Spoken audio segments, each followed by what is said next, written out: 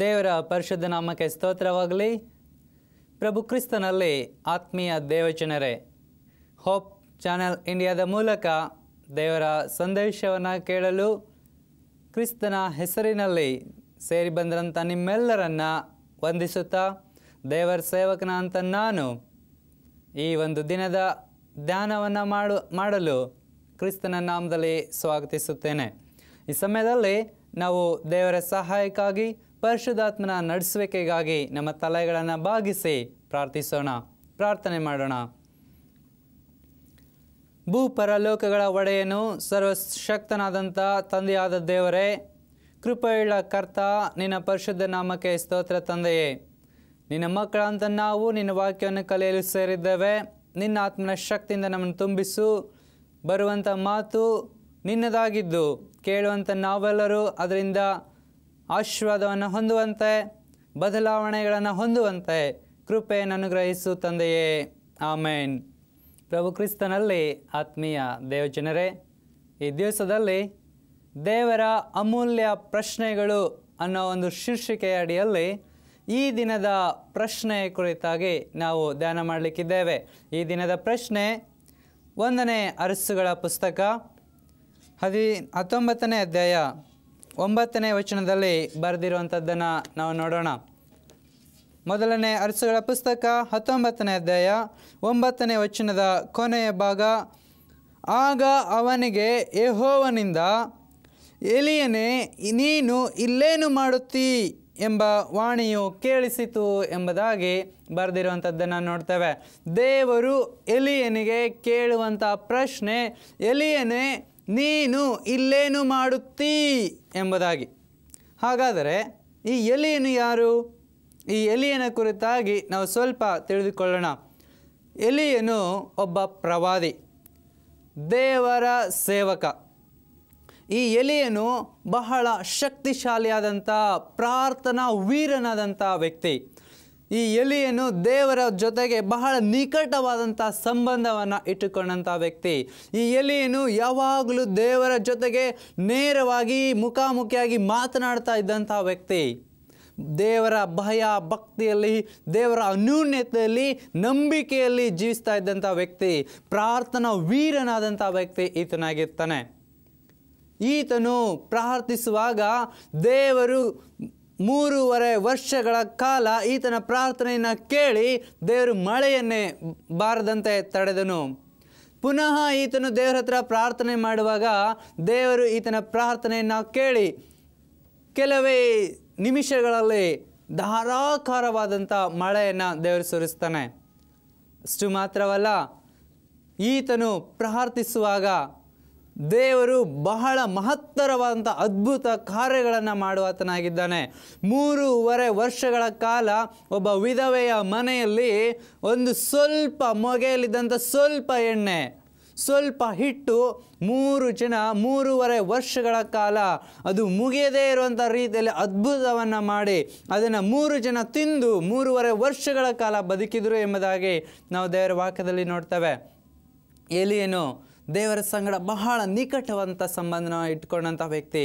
ಇದನ್ನು ಅನೇಕ ಅದ್ಭುತ ಮಹತ್ ಕಾರ್ಯಗಳನ್ನು ದೇವರ ಸಹಾಯದಿಂದ ಮಾಡ್ತಾ ಇರುವಂಥ ವ್ಯಕ್ತಿ. ಇಂಥ ವ್ಯಕ್ತಿ ಈಗ ಎಲ್ಲಿದ್ದಾನೆ? ದೇವರು ಈತನಿಗೆ ಪ್ರಶ್ನೆ ಕೇಳ್ತಾ ಇದ್ದಾನೆ, ಎಲೀಯನೇ, ನೀನು ಇಲ್ಲೇನು ಮಾಡುತ್ತೀ ಎಂಬುದಾಗಿ.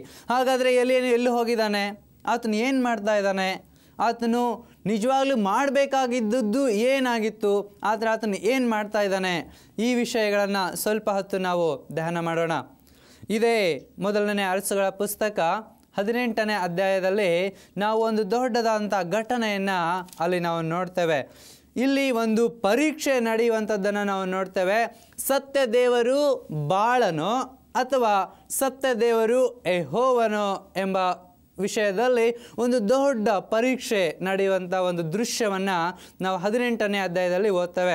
18ನೇ ಅಧ್ಯಾಯ ಸಂಪೂರ್ಣವಾಗಿ ನೀವು ಓದೋದಾದರೆ ಈ ಘಟನೆ ಕುರಿತಾಗಿ ಬಹಳ ಸ್ಪಷ್ಟವಾದಂಥ ಚಿತ್ರಣ ನಿಮಗೆ ಅಲ್ಲಿ ದೊರೆಯುವಂಥದ್ದಾಗಿದೆ.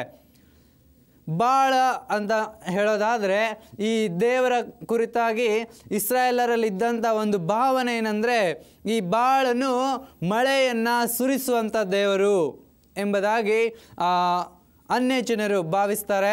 ಅದನ್ನೇ ಅನೇಕ ಜನ ಇಸ್ರಾಯೇಲರು ಸಹ ನಂಬಿಕೊಂಡಿರ್ತಾರೆ.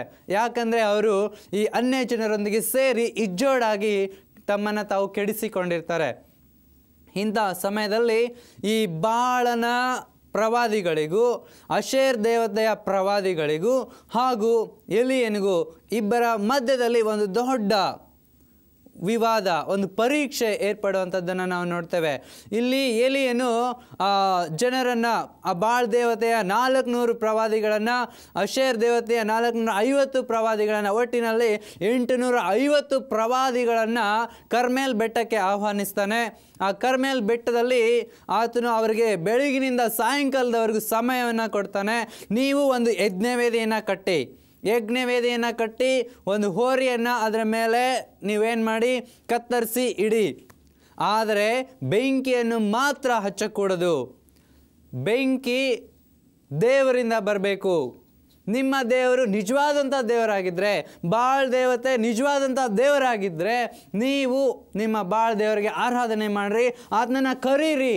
ಆತನು ಬಂದು ಈ ಬೆಂಕಿಯನ್ನು ಹಚ್ಚೋದಾದರೆ ನಾನು, ನನ್ನ ಕುಟುಂಬ, ನನ್ನ ಸರ್ವಸ್ವ ಇಲ್ಲ ಆ ಬಾಳ್ ದೇವತೆಯನ್ನು ನಾವು ನಂಬ್ತೇವೆ ಎಂಬುದಾಗಿ ಆತನು ಹೇಳುವಂಥವನಾಗಿದ್ದಾನೆ.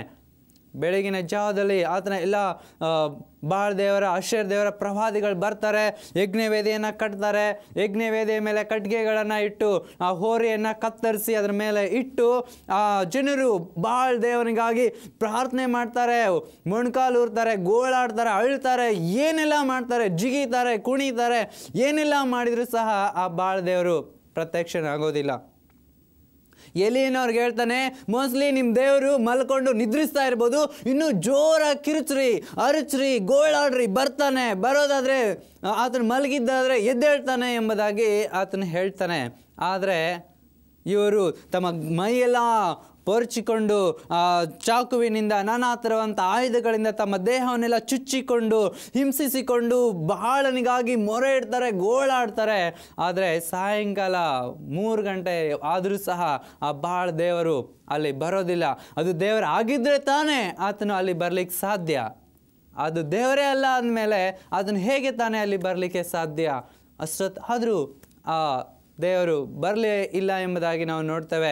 ಕೊನೆಗೆ ಈ ಎಲಿಯನು ಆ ಎಲ್ಲ ಯಜ್ಞವೇದಿಯನ್ನು ಕೆಡಿಸಿ ಆತನು ಪುನಃ ಯಜ್ಞವೇದಿಯನ್ನು ಕಟ್ಟಿ ಅಲ್ಲಿ ಆತನು ಕಟ್ಟಿಗೆಯನ್ನು ಇಟ್ಟು ಆ ಹೋರಿಯನ್ನು ಕತ್ತರಿಸಿ, ಸರ್ವಾಂಗವಾದಂಥ ಹೋರಿಯನ್ನು ಅದರ ಮೇಲೆ ಇಟ್ಟು ಆತನು ಅದರ ಮೇಲೆ 12 ಬಿಂದಿಗೆ ನೀರುಗಳನ್ನು ಹುಯಿಸಿ ಆತನು ಸಂಧ್ಯಾ ನೈವೇದ್ಯದ ಸಮಯದಲ್ಲಿ ಮೊಣಕಾಲೂರಿ ಬಹಳ ನಮ್ರತೆಯಿಂದ, ಬಹಳ ವಿಧೇಯನಾಗಿ ದೇವರ ಹತ್ರ ಮೊರೆ ಇಡ್ತಾನೆ. ಅಬ್ರಹಾಂ, ಈಸಾಕ್, ಯಾಕೋಬನ ದೇವರೇ, ನೀನು ಈ ಆಕಾಶದಿಂದ ಬೆಂಕಿಯನ್ನು ಕಳಿಸಿ ಈ ಜನರೆಲ್ಲರೂ ನಂಬುವ ಹಾಗೆ ನೀನೇ ಸತ್ಯ ದೇವರು, ನೀನೇ ನಿಜವಾದಂಥ ದೇವರು, ನೀನು ಇರುವಾತನೇ ಆಗಿದ್ದಿ ಎಂಬುದನ್ನು ಈ ಜನ ತಿಳಿದುಕೊಳ್ಳುವಂತೆ ನೀನು ಈ ಸಮಯದಲ್ಲಿ ಬೆಂಕಿಯನ್ನು ಕಳಿಸು ಎಂಬುದಾಗಿ ಪ್ರಾರ್ಥನೆ ಮಾಡುವಾಗ ಆತನು ಪ್ರಾರ್ಥಿಸುತ್ತಿದ್ದಂತೆ ಇದ್ದಕ್ಕಿದ್ದಂತೆ ಆಕಾಶವು ತೆರೆದು ಆಕಾಶದಿಂದ ಬೆಂಕಿ ಬಿದ್ದು ಆ ಯಜ್ಞ ವೇದಿಯನ್ನು ದಹಿಸಿ ಅದರಲ್ಲಿದ್ದಂಥ ಆ ಯಜ್ಞವನ್ನು ದಹಿಸೋದು ಮಾತ್ರವಲ್ಲದೆ ಎಲ್ಲ ನೀರನ್ನು ಹೀರಿಕೊಂಡಿತ್ತು ಎಂಬುದಾಗಿ ದೇವರ ವಾಕ್ಯದಲ್ಲಿ ನಾವು ನೋಡ್ತೇವೆ. ಪ್ರಿಯ ದೇವಜನರೇ, ದೇವರು ಅದ್ಭುತವಾದಂಥ ರೀತಿಯಲ್ಲಿ ಈತನ ಪ್ರಾರ್ಥನೆಯನ್ನು ಕೇಳಿ ಅಲ್ಲಿ ತಾನು ಇರುವಾತನೇ ಎಂಬುದನ್ನು ತೋರಿಸಿಕೊಡ್ತಾನೆ. ಹೀಗಿರುವಾಗ ಈ ಎಲಿಯನು ಆ 850 ಪ್ರವಾದಿಗಳನ್ನು ಹಿಡಿಸಿ ಅವರನ್ನು ಅಲ್ಲೇ ಸಂಹಾರ ಮಾಡಿ, ಇನ್ನು ಈ ದೇವರು ನಿಜ ಅಲ್ಲ, ನಿಮ್ಮ ದೇವರು ಆತನು ಕೆಲಸಕ್ಕೆ ಬಾರದವನು, ಆತನು ದೇವರೇ ಅಲ್ಲ ಅಂದಮೇಲೆ ನೀವು ಆತನನ್ನು ಆರಾಧಿಸೋದಾದರೂ ಯಾಕೆ, ಆತನ ಕುರಿತಾಗಿ ಪ್ರಚಾರ ಮಾಡೋದಾದರೂ ಯಾಕೆ ಎಂಬುದಾಗಿ ಅವ್ರನ್ನ ಸಂಹಾರ ಮಾಡ್ತಾನೆ. ಈ ಸಂಹಾರ ಮಾಡಿದಂಥ ವಿಷಯ ಆಹಾಬನ ಹೆಂಡತಿಯಾದಂಥ ಇಜಬೇಲಳಿಗೆ ಗೊತ್ತಾಗುತ್ತೆ. ಇಜಬೇಲಳು ಈ ಸುದ್ದಿಯನ್ನು ಕೇಳಿದಾಗ ತನ್ನ ಸೇವಕರ ಮುಖಾಂತರವಾಗಿ ಆಕೆ ಹೇಳಿ ಕಳಿಸ್ತಾಳೆ, ನಾಳೆ ಇಷ್ಟು ಹೊತ್ತಿಗೆ ಎಲಿಯನ ಪ್ರಾಣವನ್ನು ನಾನು ತೆಗೀತೇನೆ ಎಂಬುದಾಗಿ ಆತನಿಗೆ ಹೇಳು ಎಂಬುದಾಗಿ ಸೇವಕರ ಮೂಲಕ ಈ ಎಲಿಯನಿಗೆ ಈ ವಿಷಯವನ್ನು ಹೇಳಿ ಕಳಿಸ್ತಾಳೆ. ಈ ವಿಷಯವನ್ನು ಕೇಳಿದಂಥ ಎಲೀಯನು ಬಹಳ ಭಯಪಟ್ಟವನಾಗಿ ಆತನು ತನ್ನ ಸೇವಕರನ್ನು ಕರೆದುಕೊಂಡು ಬಹಳ ದೂರ ಆತನು ಓಡಿ ಹೋಗಲಿಕ್ಕೆ ಪ್ರಾರಂಭ ಮಾಡ್ತಾನೆ. ಓಡ್ತಾನೆ ಆತನು ಓಡಿ ಬೇರ್ಷೆಬನ ಒಂದು ಸ್ಥಳಕ್ಕೆ ಬರ್ತಾನೆ. ಅಲ್ಲಿ ಬಂದಾಗ ಆತನು ಅಲ್ಲಿ ತನ್ನ ಸೇವಕರನ್ನು ಅಲ್ಲಿಯೇ ಬಿಟ್ಟು ಆತನು ಇನ್ನೂ 1 ದಿನಗಳ ಪ್ರಯಾಣದಷ್ಟು ದೂರ ಕಾಡಿನಲ್ಲಿ ಹೋಗಿ ಆತನ ಒಂದು ಜಾಲಿ ಮರದ ಕೆಳಗಡೆ ಕೂತ್ಕೊಂಡು, ದೇವರೇ ನನಗೆ ಸಾಕಾಗೋಯ್ತು, ಇನ್ನು ಮುಂದೆ ನನಗೆ ಬದುಕೋಕ್ಕಾಗಲ್ಲ, ನಾನು ಸತ್ತು ಹೋಗಬೇಕು, ನನಗೆ ಸಹಾಯ ಮಾಡು, ನನಗೆ ನನ್ನ ಪ್ರಾಣವನ್ನು ನೀನು ತಗೊಂಡು ಬಿಡು ಎಂಬುದಾಗಿ ಆತನು ಪ್ರಾರ್ಥನೆ ಮಾಡಿ ನಿದ್ದೆ ಹತ್ತಿ, ಬಹಳ ಆಯಾಸದಿಂದ ತುಂಬಿರೋದ್ರಿಂದ ನಿದ್ದೆ ಹತ್ತಿ ಮಲಗಿದಾಗ ದೇವದೂತನು ಬಂದು ಆತನನ್ನು ಎಬ್ಬಿಸಿ ರೊಟ್ಟಿ ಮತ್ತು ಮಾಂಸವನ್ನು ಆತನಿಗೆ ಕೊಡ್ತಾನೆ. ನೀರನ್ನು ಅಲ್ಲಿ ಪಕ್ಕದಲ್ಲಿ ತಂಬಿಗೆಯಲ್ಲಿದ್ದಂಥ ನೀರನ್ನು ಕುಡಿದು ಆತನು ಮಲಗ್ತಾನೆ. ಬೆಳಿಗ್ಗೆ ದಿನಕ್ಕೆ 2 ಆವರ್ತಿ ಹೀಗೆ ಆಗುತ್ತೆ. ಆಮೇಲೆ ಈತನು ಮತ್ತೆ ಪ್ರಯಾಣ ಮಾಡಿ 40 ದಿವಸಗಳಷ್ಟು ಪ್ರಯಾಣವಾಗಿ ಈತನು ಮುಂದೆ ಹೊರಟೋಗ್ತಾನೆ. ಮುಂದೆ ಹೋದಾಗ ಆತನು ಮುಂದೆ ಹೊರೆಬ್ ಅಂದರೆ ದೇವರ ಗಿರಿಗೆ ಆತನು ಬರ್ತಾನೆ. ದೇವರ ಗಿರಿಗೆ ಬಂದು ಅಲ್ಲಿ ಒಂದು ದೊಡ್ಡದಾದಂಥ ಒಂದು ಗವಿಯಲ್ಲಿ ಆತನು ತನ್ನನ್ನು ತಾನು ಬಚ್ಚಿಟ್ಟುಕೊಂಡು ಅಲ್ಲಿ ಕುಳಿತುಕೊಂಡಿರುವಂಥದ್ದನ್ನು ನಾವು ನೋಡ್ತೇವೆ. ಹೀಗೆ ತನ್ನನ್ನು ಬಚ್ಚಿಟ್ಟುಕೊಂಡು ಕುಳಿತುಕೊಂಡಿರುವಾಗ ದೇವರು ಎಲೀಯನಿಗೆ ಪ್ರಶ್ನೆಯನ್ನು ಕೇಳ್ತಾ ಇದ್ದಾನೆ. ಎಲೀಯನೇ, ನೀನು ಇಲ್ಲೇನು ಮಾಡುತ್ತೀ ಎಂಬ ಪ್ರಶ್ನೆಯನ್ನು ಕೇಳುವಾತನಾಗಿದ್ದಾನೆ. ಪ್ರಿಯ ದೇವಜನರೇ, ಈ ಘಟನೆ, ಈ ವಿಷಯ, ಈ ಎಲೀಯನ ಜೀವಿತ ಈ ರೀತಿಯಾಗಿದ್ದು, ಆತನು ಇಷ್ಟೊಂದು ಶಕ್ತಿಶಾಲಿಯಾದಂಥ ವ್ಯಕ್ತಿಯಾಗಿದ್ದು, ಆಫ್ಟರ್ ಆಲ್ ಕೇವಲ ಒಬ್ಬ ಹೆಂಗಸಿಗೆ ಆತನು ಭಯಪಟ್ಟವನಾಗಿ ತನ್ನನ್ನು ತಾನು ರಕ್ಷಿಸಿಕೊಳ್ಳೋದಕ್ಕೋಸ್ಕರ ಎಷ್ಟೋ ದೂರ ಪ್ರಯಾಣ ಮಾಡಿ ಓಡಿ ದಣಿದು ಆಯಾಸವಾಗಿ ಒಂದು ಸ್ಥಳದಲ್ಲಿ ಬಂದು ಕುಳಿತುಕೊಂಡಿದ್ದಾನೆ. ಆತನ ಜೀವಿತಕ್ಕೂ ನಮ್ಮ ಜೀವಿತಕ್ಕೂ ಸ್ವಲ್ಪ ಹೋಲಿಕೆಯನ್ನು ಮಾಡಿಕೊಂಡು ನಾವು ಅವಲೋಕಿಸೋಣ. ನನ್ನ ಜೀವನ ಹೇಗಿದೆ? ಎಲೀಯನು ಇಷ್ಟೊಂದು ದೇವರಲ್ಲಿ ಭಯ ಭಕ್ತಿಯುಳ್ಳಂಥ ವ್ಯಕ್ತಿಯಾಗಿದ್ದಾಗ್ಯೂ ಆತನು ಮರಣ ಭಯಕ್ಕಾಗಿ ಓಡಿ ಹೋಗುವಂಥದ್ದನ್ನು ನಾವು ನೋಡ್ತೇವೆ. ಇವತ್ತು ನಾವು ಏನು ಮಾಡ್ತಾ ಇದ್ದೇವೆ? ಎಲೀಯನು ತನ್ನ ಜೀವವನ್ನು ಕಾಯ್ದುಕೊಳ್ಳೋದ್ರಲ್ಲೇ ಆತನು ಬ್ಯುಸಿಯಾಗಿರುವಂಥದ್ದನ್ನು ನಾವು ನೋಡ್ತೇವೆ. ಇವತ್ತು ನಾವು ಏನು ಮಾಡ್ತಾ ಇದ್ದೇವೆ? ದೇವರು ಅದೇ ಪ್ರಶ್ನೆಯನ್ನು ನಿಮಗೆ ಕೇಳ್ತಾ ಇದ್ದಾನೆ. ನೀನು ಇಲ್ಲೇನು ಮಾಡುತ್ತೀ? ಈ ಲೋಕದಲ್ಲಿ ದೇವರು ನಮ್ಮನ್ನು ಬಹಳ ಸುಂದರವಾಗಿ ನಿರ್ಮಿಸಿ ಗಾಳಿ, ನೀರು, ಬೆಳಕು, ಆಹಾರ ಎಲ್ಲವನ್ನು ನಮಗೆ ಉಚಿತವಾಗಿ ಕೊಟ್ಟು ಸುಂದರವಾದಂಥ ಈ ಸೃಷ್ಟಿಯನ್ನು ನಮಗಾಗಿ ಕೊಟ್ಟು ಆತನು ನಮ್ಮನ್ನು ಈ ಲೋಕದಲ್ಲಿ ತಾಯಿಯ ಗರ್ಭದಲ್ಲಿ ನಮ್ಮನ್ನು ಉಂಟು ಮಾಡಿ ಆತನು ನಮ್ಮನ್ನು ಈ ಲೋಕದಲ್ಲಿ ಇರಿಸಿರುವಂಥ ಉದ್ದೇಶ ನಾವುಗಳೆಲ್ಲರೂ ಆತನಿಗೆ ಸಾಕ್ಷಿಗಳಾಗಿರಬೇಕು, ಆತನನ್ನು ಮಹಿಮೆ ಪಡಿಸಬೇಕು, ಆತನಿಗೋಸ್ಕರವೇ ನಾವು ಜೀವಿಸಬೇಕು ಎಂಬ ಉದ್ದೇಶದಿಂದ ನಾವು ಯಾವ ಕಾರ್ಯವನ್ನು ಮಾಡ್ತಾ ಇದ್ದೇವೆ? ನಾವು ಈ ಲೋಕದಲ್ಲಿ ಇದ್ಕೊಂಡು ಏನು ಮಾಡ್ತಾ ಇದ್ದೇವೆ? ಯಾವ ಕೆಲಸದಲ್ಲಿ ನಾವು ಬ್ಯುಸಿಯಾಗಿದ್ದೇವೆ? ನಾವು ಯಾವುದರಲ್ಲಿ ತಲ್ಲೀನರಾಗಿದ್ದೇವೆ? ನಮ್ಮನ್ನು ನಾವು ಪರೀಕ್ಷೆ ಮಾಡಿಕೊಳ್ಳೋಣ. ನಾವು ಸಹ ಎಲೀಯನ ಹಾಗೆ ನಮ್ಮ ಜೀವಿತದ ಭವಿಷ್ಯಕ್ಕಾಗಿ, ನಮ್ಮ ಜೀವಿತವನ್ನು ರೂಪಿಸಿಕೊಳ್ಳೋದಕ್ಕಾಗಿ, ನಮ್ಮ ಆಯುಷ್ಯನ ವೃದ್ಧಿಪಡಿಸ್ಕೊಳ್ಳೋದಕ್ಕಾಗಿ ನಾವು ನಮ್ಮ ಸಮಯವನ್ನು ಕಳೀತಾ ಇದ್ದೀವ? ಯಾವ ಕೆಲಸದಲ್ಲಿ ನಾವಿದ್ದೇವೆ? ದೇವರ ವಾಕ್ಯ ಬಹಳ ಸ್ಪಷ್ಟವಾಗಿ ಹೇಳುತ್ತೆ. ಕೀರ್ತನೆ 103 ಅಧ್ಯಾಯದಲ್ಲಿ ದೇವರ ವಾಕ್ಯ ಈ ರೀತಿಯಾಗಿ ಹೇಳುತ್ತೆ.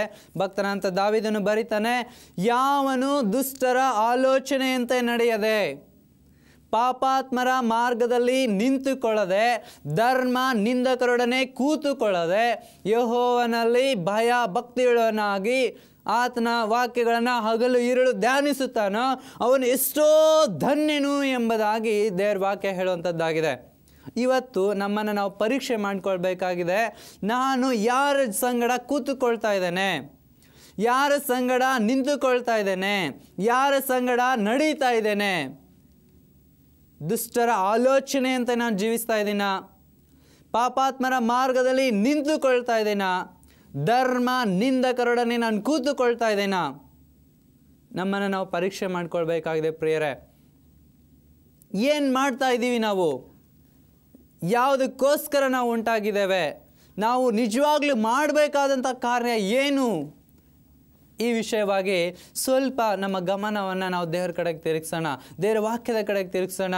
ದೇವರ ವಾಕ್ಯ ಬಹಳ ಸ್ಪಷ್ಟವಾಗಿ ಹೇಳುತ್ತೆ, ನಾವು ಈ ಲೋಕದಲ್ಲಿ ಆತನನ್ನು ಮಹಿಮೆ ಪಡಿಸ್ಬೇಕು, ಆತನನ್ನು ಘನತೆ ಪಡಿಸ್ಬೇಕು, ಆತನನ್ನು ಕೊಂಡಾಡಬೇಕು, ಆತನನ್ನು ಪ್ರೀತಿಸಬೇಕು, ಆತನನ್ನು ಹಿಂಬಾಲಿಸಬೇಕು, ಆತನಿಗೆ ಸಾಕ್ಷಿ ಮಕ್ಕಳಾಗಿ ಲೋಕದ ಕಟ್ಟ ಕಡೆಗೆ ಹೋಗಿ ನಾವು ಸುವಾರ್ತೆಯನ್ನು ಸಾರಬೇಕಾಗಿದೆ. ಇದು ತಾನೇ ದೇವರು ನಮಗೆ ಕೊಟ್ಟಂಥ ದೊಡ್ಡ ಜವಾಬ್ದಾರಿ. ಪ್ರಿಯ ದೇವಜನರೇ, ನಾವು ಏನು ಮಾಡ್ತಾ ಇದ್ದೇವೆ? ನಾವು ಯಾವುದಕ್ಕೆ ಭಯ ಪಡ್ತಾ ಇದ್ದೇವೆ? ಯಾವ ವಿಷಯವನ್ನು ನಾವು ಹೆಚ್ಚಾಗಿ ಆಲೋಚಿಸ್ತಾ ಇದ್ದೇವೆ? ಇಲ್ಲಿ ಈ ಎಲಿಯನು ಭಯ ಪಡ್ತಾ ಇದ್ದಾನೆ ಕೇವಲ ಒಂದು ಸ್ತ್ರೀಗೆ. ದೇವರ ವಾಕ್ಯ ಬಹಳ ಸ್ಪಷ್ಟವಾಗಿ ಹೇಳುತ್ತೆ, ನನಗೆ ಹೆದರಿಕೆ ಉಂಟಾದಾಗ ನಾನು ಯೆಹೋವನನ್ನು ಆಶ್ರಯಿಸಿಕೊಳ್ತೇನೆ ಎಂಬುದಾಗಿ. ಈತನು ದೇವರ ಸಂಗಡ ಮಾತನಾಡ್ತಾ ಇದ್ದಂಥ ವ್ಯಕ್ತಿ ಯೆಹೋವನನ್ನು ಆಶ್ರಯಿಸಿಕೊಳ್ಳುವ ಬದಲಾಗಿ ಯೆಹೋವನೇ ನನ್ನ ಪ್ರಾಣವನ್ನು ತನ್ನ ಕೈಯಲ್ಲಿ ಹಿಡ್ಕೊಂಡಿದ್ದಾನೆ, ಈ ಥರವಾದಂಥ ಯಾವ ಜನರಿಗೂ ನಾನು ಭಯ ಪಡಬೇಕಂತ ಅವಶ್ಯಕತೆ ಇಲ್ಲ, ಆತನು ನನ್ನ ಪ್ರಾಣವನ್ನು ಕಾಯ್ತಾನೆ ಎಂಬುದಾಗಿ ಆತನು ಧೈರ್ಯದಿಂದ ಇರಬೇಕಂತ ವ್ಯಕ್ತಿ ಪ್ರಾಣ ಭಯಕ್ಕೋಸ್ಕರ ಓಡಿ ಹೋಗುವಂಥದ್ದನ್ನು ನಾವು ನೋಡ್ತೇವೆ. ಪ್ರಿಯ ದೇವಜನರೇ, ಈ ಲೋಕ ಸೈತಾನನಿಂದ ತುಂಬಿಕೊಂಡಂಥ ಲೋಕ. ಈ ಲೋಕಕ್ಕೆ ಸೈತಾನನು ಒಡೆಯನಾಗಿದ್ದಾನೆ. ಸೈತಾನನು ಭಯಂಕರವಾದಂಥ ರೀತಿಯಲ್ಲಿ ಈ ಲೋಕವನ್ನು ಆಳುವಂಥವನಾಗಿದ್ದಾನೆ. ಇನ್ನು ಕೆಲವೇ ದಿವಸಗಳಲ್ಲಿ ನ್ಯಾಷನಲ್ ಸಂಡೇ ಇಲ್ಲ, ರಾಷ್ಟ್ರೀಯ ಭಾನುವಾರ ಆಚರಣೆಯ ಕಾನೂನು ಜಾರಿಗೆ ಬರಲಿಕ್ಕೆ ಹೋಗುತ್ತೆ. ದೇವರ ವಾಕ್ಯವನ್ನು ಅನುಸರಿಸ್ತಾ ಇದ್ದೇವೆ, ದೇವರ ಆಜ್ಞೆಗಳನ್ನು ಕೈಕೊಂಡು ನಡೀತಾ ಇದ್ದೇವೆ, ದೇವರ ಸಬ್ಬತ್ತನ್ನು ನಾವು ಅನುಸರಿಸ್ತಾ ಇದ್ದೇವೆ, ಅದನ್ನು ನಾವು ಮಿಸ್ ಮಾಡ್ತಾ ಇಲ್ಲ, ಅದನ್ನು ನಾವು ಯಾವುದೇ ಕಾರಣಕ್ಕೂ ಹೊಲೆ ಮಾಡ್ತಾ ಇಲ್ಲ ಎಂಬುದಾಗಿ ಹೇಳಿಕೊಳ್ಳುವಂಥ ದೇವರ ಶೇಷ ಸಭೆಯ ಮೇಲೆ ಈ ದೊಡ್ಡದಾದಂಥ ಶೋಧನೆ ಬರುವಂಥದ್ದಾಗಿದೆ. ನಮ್ಮ ಪ್ರಾಣವನ್ನು ಕೊಲ್ಲುವಂಥ ಸಮಯ ಬರುವಂಥದ್ದಾಗಿದೆ. ನಮ್ಮ ಜೀವವನ್ನು ತೆಗೆಯುವಂಥ ಸಮಯ ಬರುವಂಥದ್ದಾಗಿದೆ. ನಮ್ಮ ಇರುವಂಥದ್ದೆಲ್ಲವನ್ನು ನಾಶ ಮಾಡುವಂಥ ಸಮಯ ಬರುವಂಥದ್ದಾಗಿದೆ. ಪ್ರಿಯ ದೇವಜನರೇ, ನಿನ್ನ ಜೀವಿತ ಹೇಗಿದೆ? ಕೇವಲ ಇಂದು ಇದ್ದು ನಾಳೆ ವಲಯ ಪಾಲಾಗುವಂಥ ಈ ಲೋಕದ ಆಸೆ ಆಕಾಂಕ್ಷೆಗಳಿಗೆ, ಈ ಲೋಕದ ಎಲ್ಲ ಡಂಬಾಚಾರಗಳಿಗೆ ನಾವು ಒಳಗಾಗಿದ್ದೇವಾ? ಈ ದೇಹ ಬಿರಿದು ನಾಶವಾದರೂ ನಮಗೆ ಹೊಸ ಜೀವವನ್ನು, ನೂತನ ಶರೀರವನ್ನು ದಯಪಾಲಿಸುವಂಥ ಕ್ರಿಸ್ತನ ಮೇಲೆ ನಾವು ಭರವಸೆ ಇಡದೆ ಈ ದೇಹವನ್ನು ನಾಶವಾಗಿ ಹೋಗುವಂಥ ಈ ದೇಹದ ಮೇಲೆ ನಾವು ಆಸೆಯನ್ನು ಇಟ್ಟುಕೊಂಡು ಈ ಜೀವವನ್ನು ನಾನು ರಕ್ಷಿಸ್ಕೋಬೇಕು, ನಾನು ಬದುಕಬೇಕು, ನಾನು ದೊಡ್ಡ ವ್ಯಕ್ತಿ ಆಗಬೇಕು, ನಾನು ಆಸ್ತಿ ಸಂಪಾದನೆ ಮಾಡಬೇಕು, ದೊಡ್ಡ ಮನೆ ಸಂಪಾದನೆ ಮಾಡಬೇಕು, ನಾನು ದೊಡ್ಡದಾದಂಥ ರೀತಿಯಲ್ಲಿ ನಾನು ಜೀವಿಸಬೇಕು, ಸಮಾಜದಲ್ಲಿ ಉತ್ತಮ ಸ್ಥಾನದಲ್ಲಿ ನಾನು ಇರಬೇಕು ಎಂಬುದಾಗಿ ನಾವು ಇನ್ನೂ ಸಹ ಆಲೋಚನೆ ಮಾಡ್ತಾ ಇದ್ದೀವ? ನಾವು ಯಾವ ಕಾರ್ಯದಲ್ಲಿ ನಾವು ಮಗ್ನರಾಗಿದ್ದೇವೆ? ದೇವರು ಕೇಳುವಂಥ ಪ್ರಶ್ನೆ, ನೀನು ಇಲ್ಲೇನು ಮಾಡುತ್ತೀ? ಆತನು ತನ್ನ ಪ್ರಾಣವನ್ನು ರಕ್ಷಿಸಿಕೊಳ್ಳೋಸ್ಕೋಸ್ಕರ ಆ ಒಂದು ಗವಿಯಲ್ಲಿ ಆತನು ಅಡಗಿಕೊಂಡು ಕೂತ್ಕೊಂಡಿದ್ದಾನೆ. ಪ್ರಿಯರೇ, ಇವತ್ತು ನಾವು ಹಾಗೆ ಮಾಡ್ತಾ ಇದ್ದೀವ? ನಂದು ಅದೇ ಜೀವನ ಆಗಿದೆನಾ? ನಾನು ಸಹ ಕೇವಲ ನನ್ನ ಕುಂದಿ ಹೋಗುವಂಥ, ಕಳೆದು ಹೋಗುವಂಥ, ಬಲ ಹೆಚ್ಚಿದ್ರೆ 80 ವರ್ಷ ಎಂಬುದಾಗಿ ದಾವೀದನು ಹೇಳುವಂಥ ಈ ಕೇವಲವಾದಂಥ ಈ ಜೀವಿತವನ್ನು ಜೀವಿಸಲಿಕ್ಕೆ ನಾನು ಪ್ರಯಾಸ ಪಡ್ತಾ ಇದ್ದೀನ? ದೇವರ ವಾಕ್ಯ ಹೇಳುತ್ತೆ, ನಮ್ಮ ಆಯುಷು 60, ಬಲ ಹೆಚ್ಚಿದ್ರೆ 80, ಆದರೆ ಕಷ್ಟ ಸಂಕಟಗಳೇ ಇದರ ಆಡಂಬರ ಎಂಬುದಾಗಿ ದೇವರ ವಾಕ್ಯ ಹೇಳುತ್ತೆ. ಕಷ್ಟ ಸಂಕಟಗಳ ಆಡಂಬರದಿಂದ ತುಂಬಿದಂಥ ಈ ಜೀವಿತ ನಮಗೆ ಬೇಕಾ? ಅಥವಾ ನಿತ್ಯ ನಿರಂತರಕ್ಕೂ ದೇವರ ಮಹಿಮೆಯಲ್ಲಿ, ದೇವರ ಜೊತೆಗೆ, ದೇವರ ಪ್ರೀತಿಯಲ್ಲಿ, ದೇವರೊಂದಿಗೆ ಆ ಒಂದು ಗಮ್ಯವಾದಂಥ, ರಮ್ಯವಾದಂಥ, ವರ್ಣಿಸಲು ಅಸಾಧ್ಯವಾದಂಥ ಆ ಪರಲೋಕ ರಾಜ್ಯದಲ್ಲಿ ನೀನು ಸೇರಬೇಕಾ? ನಾವು ಯಾವುದಕ್ಕೋಸ್ಕರ ಪ್ರಯಾಸ ಪಡ್ತಾ ಇದ್ದೇವೆ? ನಾವು ಯಾವುದನ್ನು ಸಂಪಾದಿಸಿಕೊಳ್ಳೋದಕ್ಕೋಸ್ಕರ ಹೋರಾಡ್ತಾ ಇದ್ದೇವೆ? ನಮ್ಮ ಜೀವಿತದ ಗುರಿ ಏನಾಗಿದೆ? ನಮ್ಮ ಜೀವಿತದ ಉದ್ದೇಶ ಏನಾಗಿದೆ? ಈ ಎಲ್ಲ ವಿಷಯಗಳನ್ನು ಸ್ವಲ್ಪ ಹೊತ್ತು ನಾವು ಅವಲೋಕಿಸಬೇಕಾಗಿದೆ, ಆಲೋಚನೆ ಮಾಡಬೇಕಾಗಿದೆ. ಪ್ರಿಯರೇ, ನಾವು ಈ ಜೀವಿತ ಕೇವಲ ಇಂದು ಇದ್ದು ನಾಳೆ ನಾಶವಾಗಿ ಹೋಗುವಂಥದ್ದು. ಆದರೆ ದೇವರು ನಮಗೆ ಕೊಡುವಂಥ ನಿತ್ಯ ಜೀವ, ದೇವರು ನಮಗೆ ಇಟ್ಟಿರುವಂಥ ಬಹುಮಾನ ಬಹಳ ಶ್ರೇಷ್ಠವಾದದ್ದು, ಅದು ಅಮೂಲ್ಯವಾದದ್ದು. ಈ ಬಹುಮಾನವನ್ನು ಪಡೆದುಕೊಳ್ಳಿಕ್ಕೆ ನಾವು ಪ್ರಯತ್ನ ಪಡ್ತಾ ಇದ್ದೀವ? ಇವತ್ತು ನಾವು ಯೋಚನೆ ಮಾಡಬೇಕಾಗಿದೆ. ಅಥವಾ ಎಲಿಯನ ಹಾಗೆ ನಾವು ಕೇವಲ ಈ ಲೋಕದ ಆಸೆಗಳಿಗೆ ಒಳಗಾಗಿ, ಪ್ರಾಣ ಭಯಕ್ಕೆ ಒಳಗಾಗಿ ದೇವರನ್ನು ದೂರ್ತಾ ಇದ್ದೀವ? ದೇವರ ಮೇಲೆ ನಂಬಿಕೆಯನ್ನು ಬಿಟ್ಟು ಓಡಿ ಹೋಗ್ತಾ ಇದ್ದೀವ? ನಮ್ಮನ್ನು ನಾವು ಪರೀಕ್ಷೆ ಮಾಡ್ಕೊಳ್ಬೇಕಾಗಿದೆ. ನಾವು ಪ್ರಾರ್ಥನೆ ಮಾಡ್ತಾ ಇರ್ಬೋದು, ಬೈಬಲ್ ಓದ್ತಾ ಇರ್ಬೋದು, ನಾವು ಹಗಲು ಇರುಳು ದೇವರನ್ನು ಧ್ಯಾನ ಮಾಡ್ತಾ ಇರ್ಬೋದು. ಆದರೆ ಕಷ್ಟದ ಸಮಯ ಬಂದಾಗ ನೀವು ನಿಂತುಕೊಳ್ಳದೆ ಬಿದ್ದು ಹೋಗೋದಾದರೆ ನಮ್ಮ ಜೀವಿತ ಏನಾಗಿದೆ? ನಾವು ಇವತ್ತು ನಮ್ಮ ಮನಸ್ಸನ್ನು ದೇವರಿಗೆ ಒಪ್ಪಿಸಿ ಕೊಡೋಣ. ನಮ್ಮ ಹೃದಯವನ್ನು ದೇವರು ಆಳುವಂತೆ ಒಪ್ಪಿಸಿ ಕೊಡೋಣ. ದೇವರ ವಾಕ್ಯ ಹೇಳುತ್ತೆ, ನಿಂತಿದ್ದೇನೆ ಎಂದು ನೆನೆಸುವವನು ಬೀಳದಂತೆ ಎಚ್ಚರಿಕೆಯಾಗಿರಲಿ. ಯಾಕಂದರೆ ಅಲ್ಲಾಡಿಸುವಂಥ ಸಮಯ ಬಂದಿದೆ. ನಮ್ಮ ನಂಬಿಕೆಯನ್ನು ಅಲ್ಲಾಡಿಸುವಂಥ ಸಮಯ ಬಂದಿದೆ. ನಾನು ನಿಂತಿರುವಾಗ, ನಂಬಿಕೆಯಲ್ಲಿ ಸ್ಥಿರವಾಗಿರುವಾಗ ಇನ್ನೂ ಜಾಸ್ತಿ ಸ್ಥಿರವಾಗುವಂತೆ ನಾವು ಪ್ರಯತ್ನ ಪಡಬೇಕಾಗಿದೆ ಪ್ರಿಯರೇ. ಇಲ್ಲದೆ ಹೋದರೆ ನಮ್ಮ ಜೀವಿತ ನಾಶವಾಗಿ ಹೋಗುವಂಥದ್ದಾಗಿದೆ. ಮತ್ತು ಸುವಾರ್ತೆಯಲ್ಲಿ ದೇವರ ವಾಕ್ಯ ಹೇಳುತ್ತೆ 6ನೇ ಅಧ್ಯಾಯದಲ್ಲಿ, ನೀವು ಮೊದಲು ದೇವರ ರಾಜ್ಯಕ್ಕಾಗಿಯೂ ಆತನ ನೀತಿಗಾಗಿಯೂ ತವಕ ಪಡಿರಿ, ಅದರ ಸಂಗಡ ಎಲ್ಲವೂ ಸಹ ನಿಮಗೆ ದೊರೆಯುತ್ತದೆ ಎಂಬುದಾಗಿ ದೇವರ ವಾಕ್ಯ ಹೇಳುತ್ತೆ. ನಾವು ದೇವರ ರಾಜ್ಯಕ್ಕಾಗಿ, ಆತನ ನೀತಿಗಾಗಿ ನಾವು ತವಕ ಪಡ್ತಾ ಇದ್ದೀವ. ನಾನು ಪರಲೋಕ ರಾಜ್ಯವನ್ನು ಸೇರಬೇಕು. ಈ ದೇಹ ಬಿರಿದು ನಾಶವಾದರೂ ಚಿಂತೆ ಇಲ್ಲ. ಈ ದೇಹ ಕೆಟ್ಟು ಹೋಗಿ ನಾವು ಈ ಲೋಕದಲ್ಲಿ ನಾಶವಾಗಿ ಹೋದರೂ ಚಿಂತೆ ಇಲ್ಲ. ವೈರಿಗಳು ನಮ್ಮನ್ನು ಬಂದು ಕ್ರಿಸ್ತನಿಗೋಸ್ಕರ ನಮ್ಮನ್ನು ಕೊಂದು ಹಾಕಿದರೂ ಚಿಂತೆ ಇಲ್ಲ. ನಾನು ಪೌಲನು ಹೇಳುವ ಹಾಗೆ, ನಾನು ಬದುಕಿದರೆ ಕ್ರಿಸ್ತನಿಗಾಗಿ ಬದುಕ್ತೇನೆ, ಸತ್ತರೆ ಕ್ರಿಸ್ತನಿಗಾಗಿ ನಾನು ಸಾಯ್ತೇನೆ ಎಂಬುದಾಗಿ ಪೌಲನು ತನ್ನ ಜೀವಿತದಲ್ಲಿ ನಿರ್ಧಾರ ಮಾಡಿದ ಹಾಗೆ ನಾವು ನಿರ್ಧಾರ ಮಾಡ್ತೀವ? ನಿರ್ಧಾರ ಮಾಡಬೇಕಾಗಿದೆ ಪ್ರಿಯರೇ. ಪೌಲನು ಬಹಳ ಸ್ಪಷ್ಟವಾಗಿ ಹೇಳ್ತಾನೆ, ನಾನು ಬದುಕಿದರೆ ಕ್ರಿಸ್ತನಿಗಾಗಿ ಬದುಕ್ತೇನೆ, ಸತ್ತರೆ ಕ್ರಿಸ್ತನಿಗಾಗಿ ಸಾಯ್ತೇನೆ. ನಾನು ಬದುಕಿದರೂ ನಾನು ಸತ್ತರೂ ನಾನು ಕ್ರಿಸ್ತನವನೇ ಎಂಬುದಾಗಿ ಆತನು ಹೇಳ್ತಾನೆ. ಈ ಥರವಾದಂಥ ಬಲವಾದ ನಂಬಿಕೆ, ಬಲವಾದಂಥ ನಿರೀಕ್ಷೆ ನಮ್ಮ ಜೀವಿತದಲ್ಲಿ ಇರಬೇಕಾಗಿದೆ. ಈ ನಿರೀಕ್ಷೆಗೋಸ್ಕರ ನೀವು ಎದುರು ನೋಡೋದಾದರೆ ದಯಮಾಡಿ ನಿಮ್ಮನ್ನು ನೀವು ದೇವರಾತ್ಮನಿಗೆ ಒಪ್ಪಿಸಿಕೊಡ್ರಿ. ಎಲಿಯನ ಹಾಗೆ ನಾವು ಓಡಿ ಹೋಗುವಂಥದ್ದು ಬೇಡ. ಪೌಲನ ಹಾಗೆ ದೃಢ ನಿರ್ಧಾರವನ್ನು ಮಾಡಿ ಈ ಸಮಯದಲ್ಲಿ ಈ ವಾಕ್ಯವನ್ನು ಕೇಳಿದಂಥ ನೀವೆಲ್ಲರೂ ಸಹ ನನ್ನ ಸಂಗಡ ಪ್ರಾರ್ಥನೆ ಮಾಡಿರಿ. ನಾನು ನಿಮಗೋಸ್ಕರ ಪ್ರಾರ್ಥಿಸುವಂಥವನಾಗಿದ್ದೇನೆ. ನೀವು ದಯಮಾಡಿ ದೇವರ ಬಲಕ್ಕಾಗಿ, ದೇವರ ಶಕ್ತಿಗಾಗಿ, ದೇವರ ಸಾಮರ್ಥ್ಯಕ್ಕಾಗಿ ಪ್ರಾರ್ಥನೆ ಮಾಡಿರಿ. ಪ್ರಾರ್ಥಿಸುವ. ನಮ್ಮ ಪರಲೋಕದ ತಂದೆಯೇ, ನಾವು ಪಾಪಿಗಳು ಸ್ವಾಮಿ, ನಾವು ಅಪಾತ್ರರಾಗಿದ್ದೇವೆ, ನಮ್ಮ ನಂಬಿಕೆ ಕಡಿಮೆಯಾಗಿದೆ ಸ್ವಾಮಿ. ನಮ್ಮಲ್ಲಿ ನಂಬಿಕೆಯನ್ನು ಹೆಚ್ಚಿಸು. ಎಲಿಯನ ಹಾಗೆ ನಾವು ಓಡಿ ಹೋಗದೆ ಪೌಲನ ಹಾಗೆ ದೃಢ ನಿರ್ಧಾರವನ್ನು ಮಾಡಲು ಈ ವಾಕ್ಯವನ್ನು ಕೇಳಿದಂಥ ಪ್ರತಿಯೊಬ್ಬೊಬ್ಬರ ಹೃದಯದಲ್ಲಿ ನೀನೇ ಮಾತನಾಡು. ನೀನು ಮಾತ್ರವೇ ಮಹಿಮೆ ಹೊಂದು. ಯೇಸುವಿನ ನಾಮದಲ್ಲಿ ಎಲ್ಲರನ್ನು ಆಶೀರ್ವದಿಸು ತಂದೆಯೇ, ಆಮೇನ್. ಪ್ರಿಯ ಆತ್ಮೀಯ ದೇವಜನರೇ, ಈ ಹೋಪ್ ಚಾನಲ್ ಇಂಡಿಯಾದ ಮೂಲಕ ದೇವರ ಸಂದೇಶವನ್ನು ಕೇಳುವಂಥ ನಿಮಗೆ ಹೆಚ್ಚಾದಂಥ ಸತ್ಯವಾದಂಥ ಮಾಹಿತಿಗಳು ಅಥವಾ ಕರಪತ್ರಗಳು, ಇನ್ನಿತರೆ ದೇವರ ವಾಕ್ಯಕ್ಕೆ ಸಂಬಂಧಪಟ್ಟ ಪುಸ್ತಕಗಳು ನಿಮಗೆ ಬೇಕಾದ ಪಕ್ಷಕ್ಕೆ ದಯಮಾಡಿ ಈ ಕೆಳಗೆ ಬರುವಂಥ ಈ ವಿಳಾಸಕ್ಕೆ ನೀವು ಸಂಪರ್ಕಿಸಿ.